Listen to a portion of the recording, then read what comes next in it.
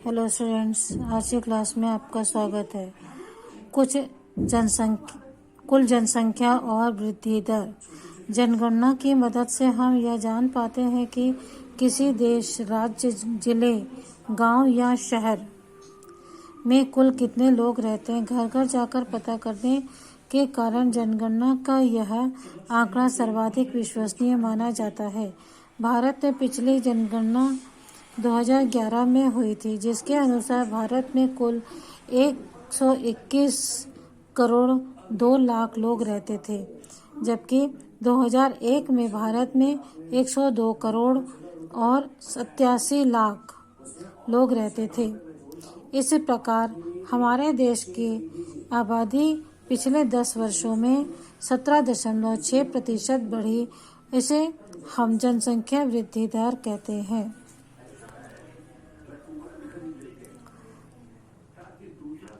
कुल जनसंख्या और वृद्धि दर। जनगणना की मदद से हम लोग यह जानते हैं कि किसी भी देश में, राज्य में, गांव में, शहर में कितने लोग रहते हैं, और घर घर जाकर के क्योंकि इनकी जानकारी हासिल की जाती है, इस कारण यह आंकड़े जो हैं सर्वाधिक विश्वसनीय भी माने जाते हैं।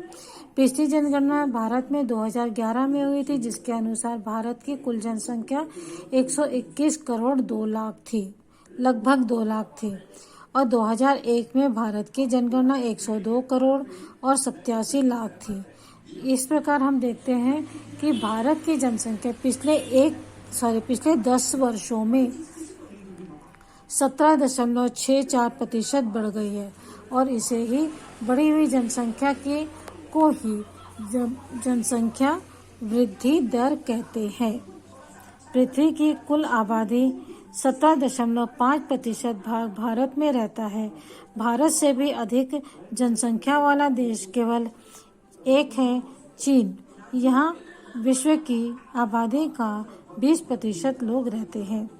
2011 में छत्तीसगढ़ की आबादी 2,55,40,196 थी, जो देश की कुल जनसंख्या का केवल 2% है। लेकिन छत्तीसगढ़ की जनसंख्या की दर सालाना 10 वर्षों में वृद्धि दर लगभग 22.6% है। पृथ्वी की कुल आबादी का 17.5% भाग जो है भारत में निवास करता है, और भारत से अधिक जनसंख्या निवास करने वाला देश है चीन।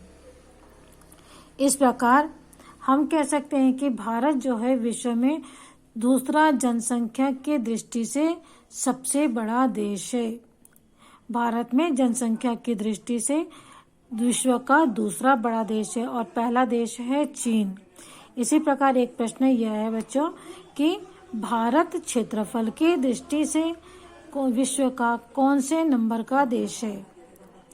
तो उत्तर है बच्चों कि विश्व में क्षेत्रफल की दृष्टि से भारत का स्थान जो है 7वां है, और जनसंख्या की दृष्टि से दूसरा है। यहाँ अर्थात भारत में कुल जनसंख्या का 17.5% भाग रहता है, और चीन में विश्व की आबादी का 20% भाग निवास करता है।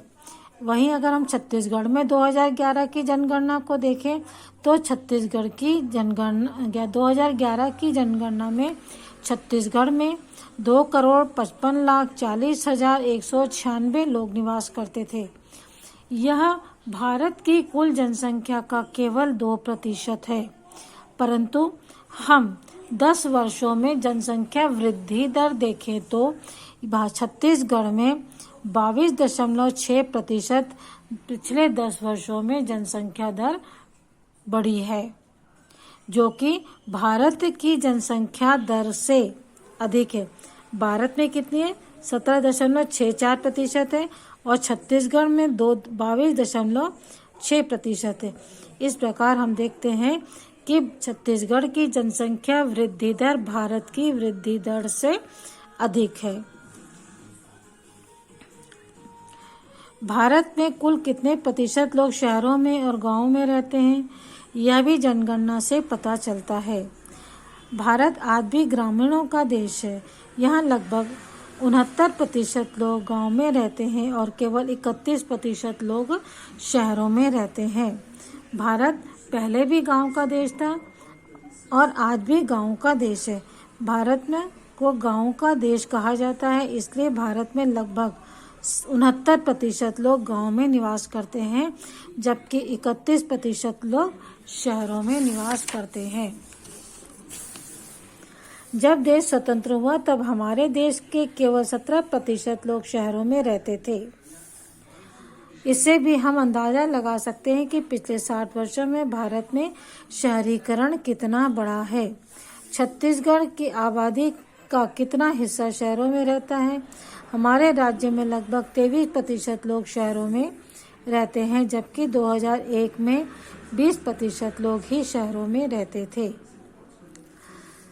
यहाँ हम पिछले 72 वर्ष पहले की गणना देखते हैं तो स्वतंत्र भारत में हमारा देश जब स्वतंत्र हुआ था उस समय केवल 17% लोग ही शहरों में रहते थे और अब कितने प्रतिशत लोग रहते हैं? 31% लोग शहरों में रहते हैं। इसी से हम अंदाजा लगा सकते हैं कि पिछले 70-60 वर्षों में भारत का शहरीकरण कितना बढ़ा है। यहाँ 60 इसलिए कहा जा रहा है बच्चों, क्योंकि यह जनगणना जो है यह आंकड़े जो हैं वह 2011 की जनगणना के अनुसार है। अभी 2021 की जनगणना होना शेष है। उस वक्त इन आंकड़ों में परिवर्तन देखा जा सकता है। शहरीकरण कितना बढ़ा है?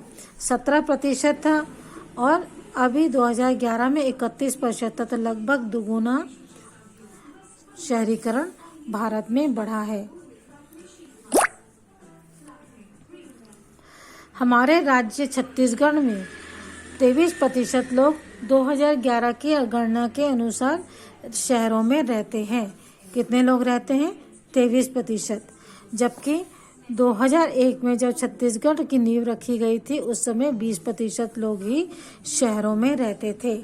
ये सारे आंकड़े जो हैं हमें जनगणना से प्राप्त होते हैं कि कितने लोग कहाँ निवास करते हैं, किस प्रकार शहरीकरण बढ़ रहा है या गांव की ओर उन्मुख हो रहे हैं लोग। सबसे पहले बच्चों जनगणना कहाँ हुई थी? आधुनिक काल में प्रथम जनगणना का उल्लेख स्वीडन में 1749 ईस्वी में हुआ था।